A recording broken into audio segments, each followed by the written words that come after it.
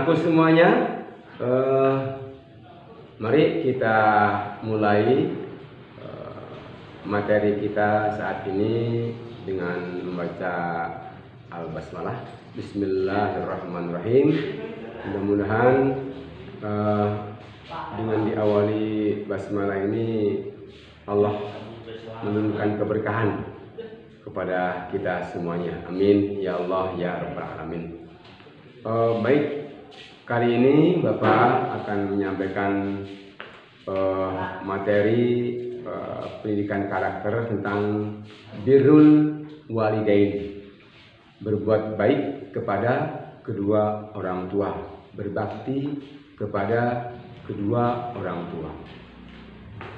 Anakku harus tahu bahwa orang tua adalah segala-galanya untuk kita semuanya. Kita tidak mungkin ada seperti ini tanpa adanya orang tua. Penting artinya keberadaan orang tua untuk semua makhluk yang bernama manusia, sehingga Allah Subhanahu wa Ta'ala menempatkan kewajiban berbakti kepada orang tua setelah berbakti mengabdi kepada Allah Subhanahu wa Ta'ala. Kat.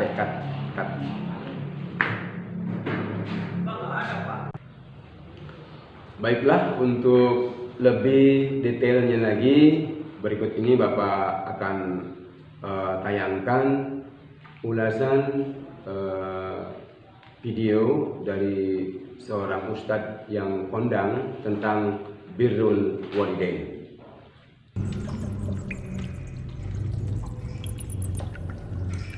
Baik, Bapak Ibu sekalian yang dimintakan oleh Allah di dalam Al-Quran, termasuk hadis Nabi SAW, adalah berperilaku bersikap baik kepada kedua orang tua.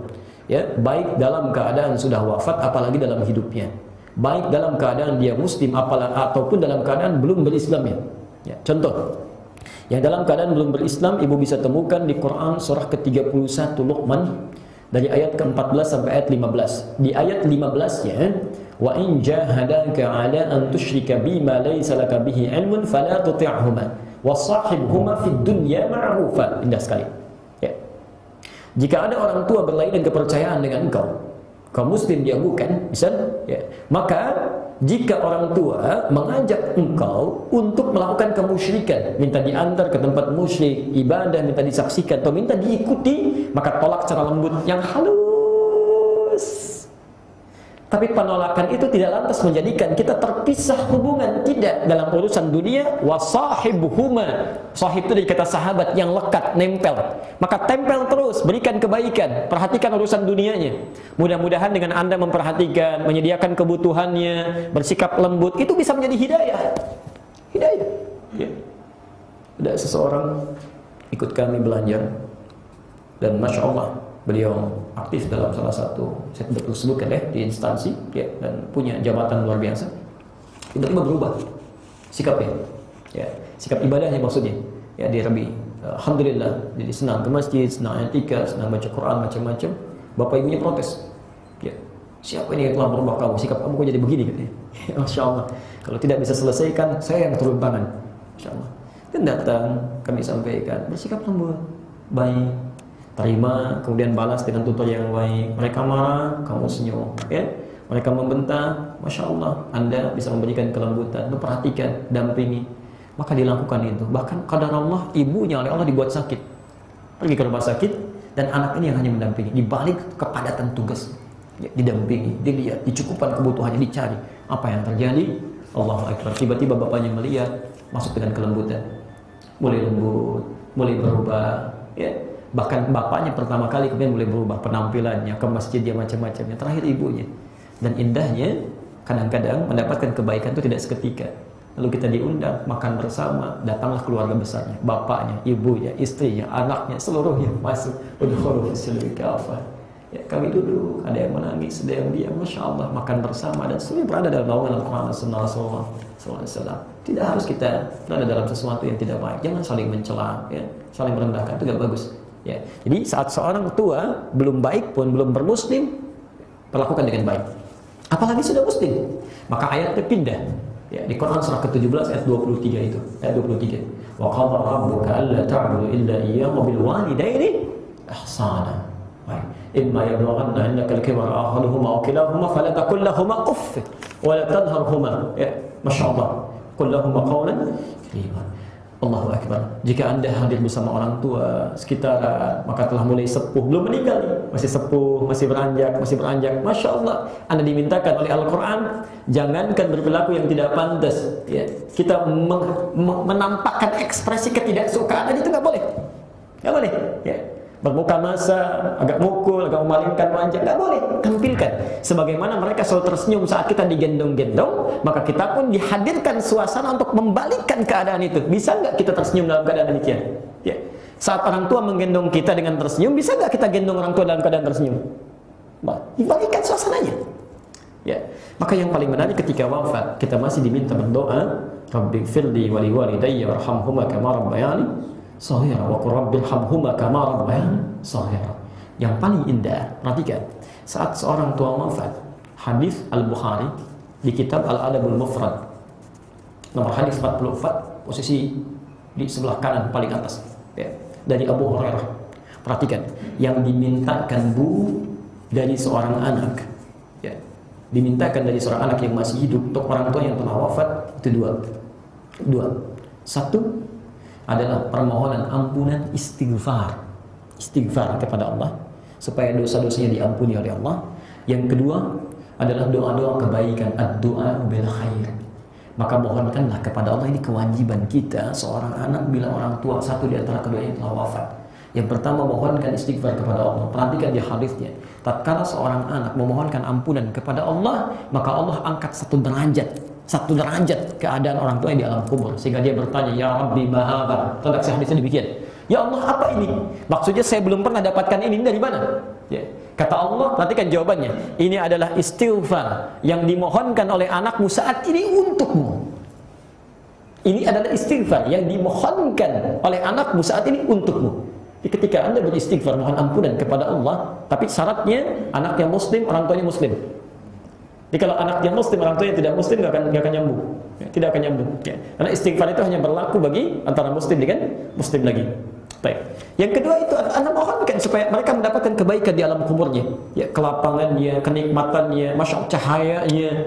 Karena di alam kubur itu kalau hidup kita nyaman, baik, bekalnya cukup, ibadahnya, maka tidak ada keindahan yang sangat luar biasa.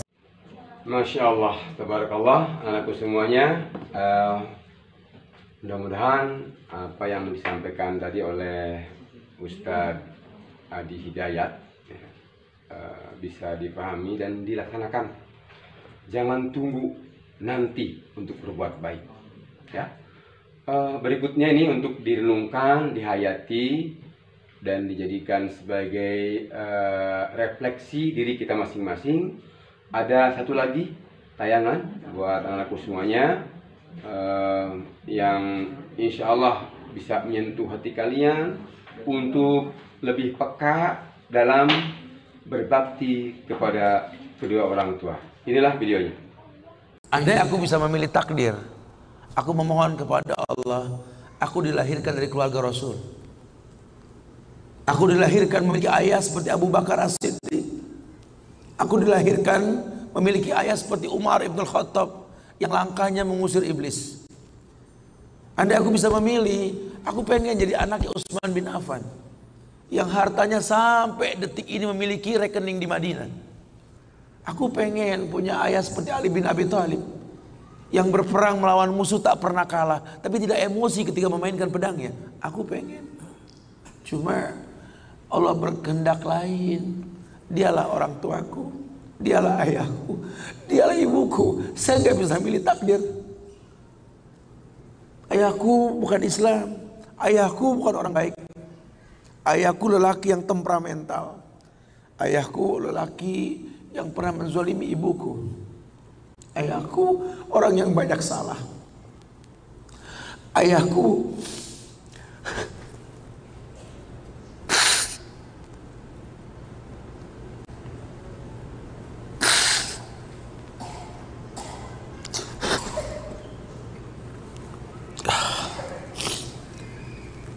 Ayahku orang yang punya masa lalu.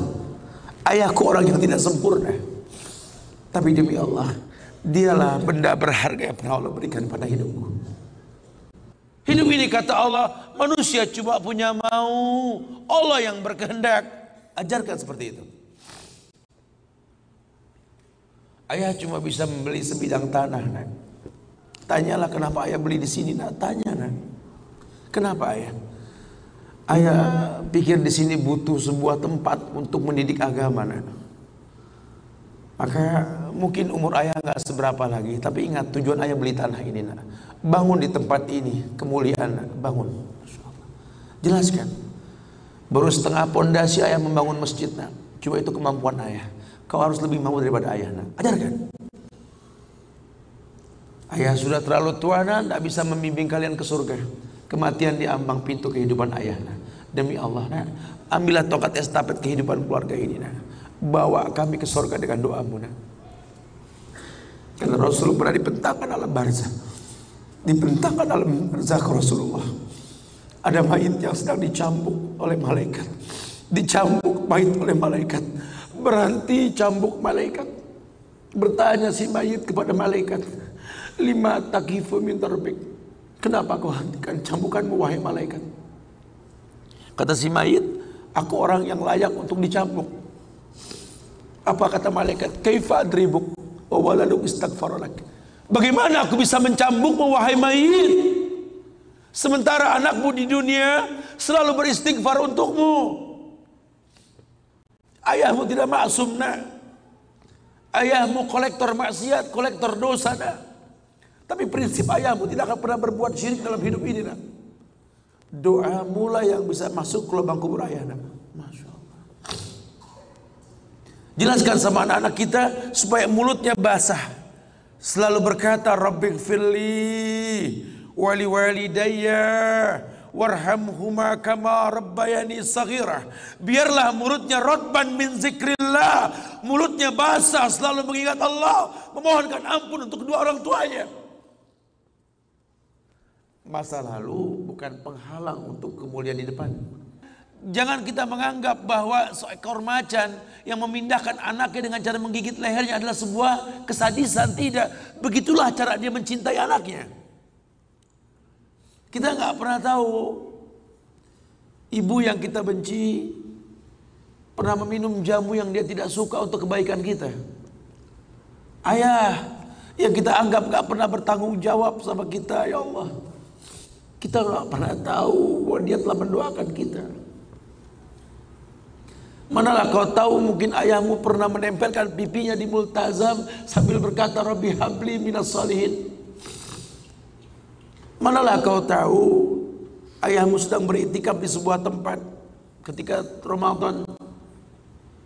Dia minta yang terbaik buat anaknya, Rabbi habli minas salihin. Saat itu kita belum tahu, kita cuma seonggok bayi merah yang bisa menangis saja. Apa kamu sadar? Ayahmu lelah merantau mencari rezeki, meninggalkan keluarganya. Nanti kalau kau jadi orang tua baru kau paham sedihnya meninggalkan keluarga. Tidak melihat perubahan fisikmu mulai tumbuh, nak. Canda tawa waktu yang tak berulang. Sedih, nak, ketika mendengar kata-kata indah. Lantar jial ayyamul lati maudat. Sedih, nak. Hari nak mungkin kembali. Masa kanak-kanakmu hilang. Ayahmu gak menyaksikan masa kanak-kanakmu karena kewajiban mencari rizki. Demi Allah. Nanti kau akan rasakan, lah. Ketika kau rasakan itu, kau akan menyesal. Tangismu, air matamu di atas pusara ayahmu. Temui mereka. Temui mereka. Ambil tangannya. Cium. Rasakan dong kulit orang tua kita. Supaya kita tahu bahwa kita punya mereka. Harapan masih jelas. Tidak ada yang sulit di atas muka bumi ini kalau ridho orang tua kita miliki. Orang tua yang betul-betul ingin menjadi pemenang, ayah yang betul-betul sukses, dia akan cetak anaknya untuk menjadi anak yang sadar bahwa orang tuanya makin hari makin lemah, bukan makin kuat. Sehingga prinsip hidup dalam hidupnya Tidak mungkin pulang kampung menemui mereka sebelum sukses, dia buang jauh-jauh. Orang tuamu tidak butuh kamu sukses.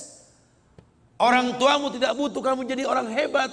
Sehebat apapun kamu dengan kesuksesanmu, dengan namamu yang besar di mata manusia, usiamu yang tua di mata keluargamu, demi Allah, kau bocah kecil di hadapannya.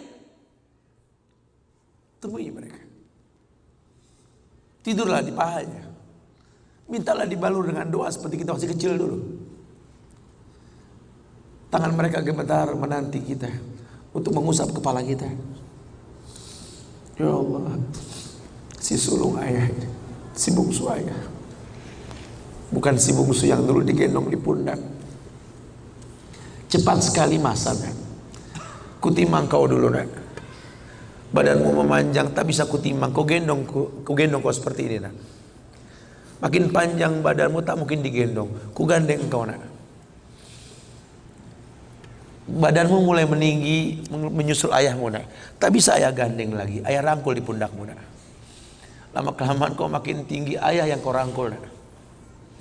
Di pundak ayah. Lama kelamaan kau makin kuat, ayahmu membungkuk nak. Kau tuntun ayahmu nak, anak kecil. Satu saat kau temui ayahmu sakit, kau angkat ayahmu seperti ayah mengangkat kamu dulu nak. Satu saat pun kau akan memandikan ayah nak. Kau wudukan ayah. Kau basuh pundak ayah ketika ayah sudah terbujur kaku sebagai mayit. Tolong ketika kau basuh tangan ayah nanti nak sebagai mayit, ingat tangan yang dingin ini pernah menyentuh kepalamu nak. Tangan yang kau pegang sekarang pernah menuntunmu pada jalan yang benar. Tolong nak ingat ketika kau basuh pundak ayahmu ini nak.